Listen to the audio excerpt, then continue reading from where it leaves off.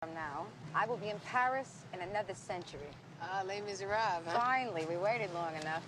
I wonder what purpose junk mail has in the grand scheme of things. What is all that? It's what's left over after I work a full shift. Go to a meeting, talk to my sponsor, read the big book, eat, sleep, and do not drink no matter what. Aren't you afraid if you don't open it right away, you'll miss something? Like what? Letter from an old flame, postcard from Tahiti. I don't know, something exotic. Mary Beth, when's the last time you ever got a postcard from Tahiti? June 17, 1962. I had to ask. My mother's second cousin, Roy, was in the Merchant Marine, and I used to get postcards from all over the world. But I couldn't wait to get home to check out the mailbox, you know, maybe get a parcel. The mail always seems romantic somehow, like the trains.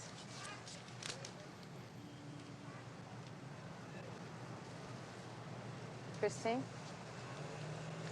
Yeah? What is it? It's a bill from the warehouse where I have Charlie's stuff stored. Oh. Seems my introductory offer has expired. And the low, low price of a 9x9 space in the most depressing part of Brooklyn has just tripled.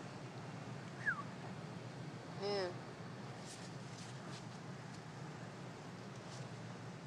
I know, I should probably go clean it out. Or torch it. Well, maybe there's something you'd want to save out for his grandchildren. Your nieces, Bridget and Lisa. I don't even know what's there, Mary Beth. The movers just came and took it away. One minute it was Charlie's apartment, and the next minute it was empty.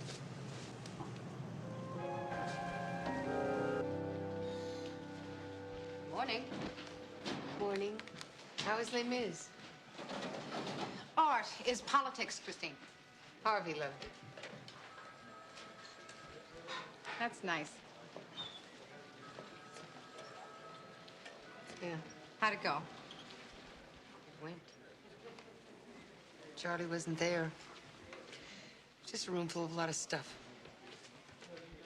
So I sent most of it over to the 3rd Street Mission. I thought he might want to help out the drunks. You look good. Thanks. I predict early spring. It's just arrived for you, Sergeant. Thanks, Basil. Oh, you're right. Spring has sprung. It's from David. Dinner tonight. Looks like love, Chris. Red is for love, Mary Beth. White is for passion.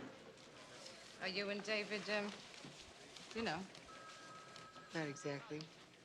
Yet. What are you waiting for? It's like high school, you know. First you flirt in the hallway. Then you go to a football game and you hold hands. And you kiss. You allow a little light petting above the waist. And then? As I recall, you just hope the nuns don't catch you. Well, that sounds like healthy activity for 2 adults. Mary Beth, my idea of fun was getting juiced up enough to do things I was not capable of doing otherwise. And certainly not remembering it in the morning. Oh. David, I love the rose. And yes, on dinner. How about my place? Sure, I'm sure. Yeah, veal scallopini, sautéed without wine. How's that? 7 o'clock, okay? Okay, I'll see you then. Your place, huh? Yeah. The grass has risen. Morning, Chris. How was your date with David? What? That good, huh? What are you reading, Mary Beth? Oh, this is the PO's report on Linda Gorville. So did you and David, Graduate from high school? Congratulations. What do you want to talk about? Well, something finally happens worthy of gossip, and you didn't bother to ask the details. Your evening with David? She is a detective, folks. Oh, I thought you didn't want to talk about it. Since when did that stop you? Besides, the last time I mentioned a marriage proposal, you announced it to the entire squad room. A marriage proposal. Well, that must have been some scallopini. Seatbelts, Mary Beth. My stomach's upset. My heart is just racing. I'm short of breath. Oh, you're a lucky woman, Christine. I've just gotten my life back, Mary Beth. I'm not sure I'm ready for a change. Christine, I know that it is difficult for a Cagney to believe, but Chris, sometimes change is for the better. I love him, Mary Beth. Well, then you don't need my advice. I mean, I know that you didn't want to hear it when Dory McKenna proposed to you. But marriage, Christine. Oh, Christine, it can be so beautiful. And it can be so terrifying, and it is not always easy. But it is the best part of life, Christine. My life.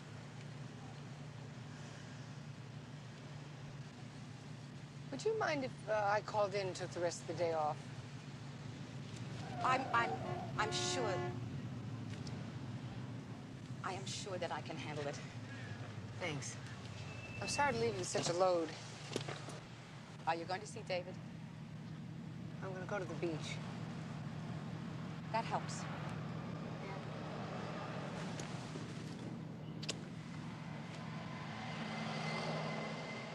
Here, let me.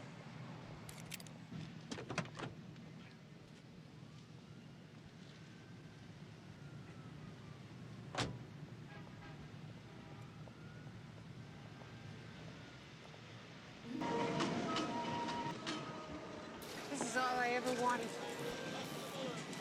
As long as there were pink popcorn balls and a Wonder Wheel, the rest could wait. Me and Scarlett O'Hara. I'll think about it tomorrow. That's you.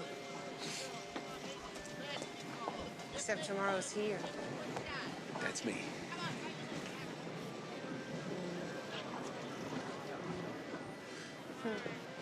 I kept thinking, you know, if I could surround myself with all the colors and the smells and the tastes, that maybe it'd all come back. Look at this place, Davy.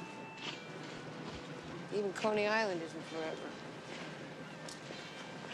Or Charlie. Or little Chrissy. Some things can be forever, Chris.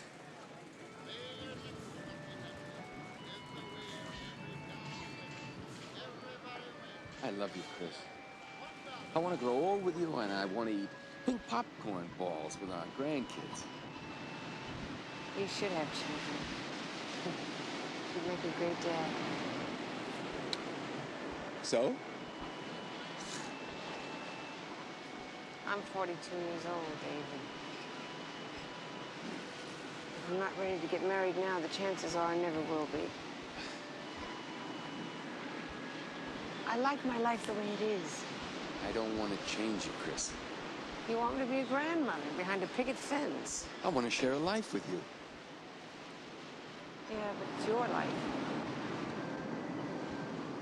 I don't want a ninth-inning baby, David. I can't remember who I wanted to be when I grew up. I don't know if I ever wanted a husband and children and 2 cats in the backyard. If it was part of my dream, it's gone now. I want us to see each other because we want to, not because we have to. Come on. We'll pass on the hot dogs, we'll get some Chinese, and we'll go back to my place. Come on, what do you say? Chris, I have already tried it your way. I don't want to be a visitor in your life anymore. I think what we have is good. I don't think marriage makes it better. Chris, why are you so afraid? You're not listening to me. Fear has nothing to do with this. We just want different things. Please, Chris. No. You can't make me less than I am just because I don't want marriage.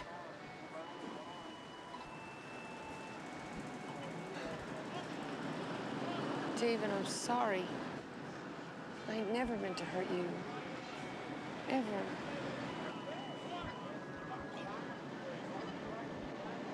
Goodbye, Chris.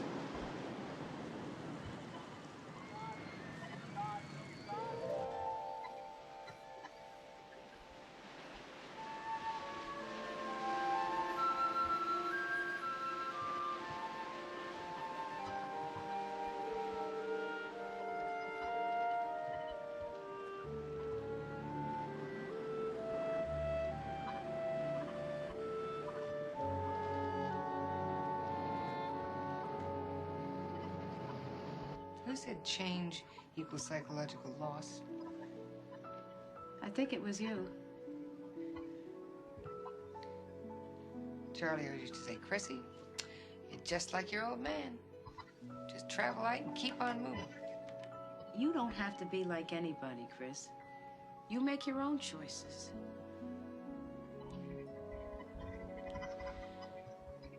You know, sometimes the thought of never having my own child is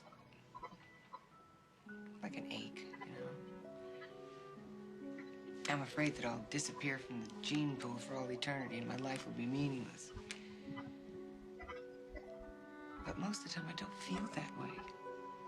You're entitled to your own feelings. No wedding, no baby shower. You gonna survive this, Mary Beth? Well, what do you want me to say? That there is nothing I would like better than to visit you and David and the kids in a rambling house in Jersey? Okay. So what? That's my fantasy, Christine. Yours is different. This is your deal here. Remember Camelot? At the end, when Guinevere's going off to the convent and King Arthur has to go off and fight in the battle and nothing's ever gonna be the same again. Oh, that was so sad. I'm the only person in the entire theater who didn't cry her eyes out. I didn't feel anything. I just kept saying to myself, this isn't really happening. And then I went to the ladies' room and I threw up. Thought it was something that I ate.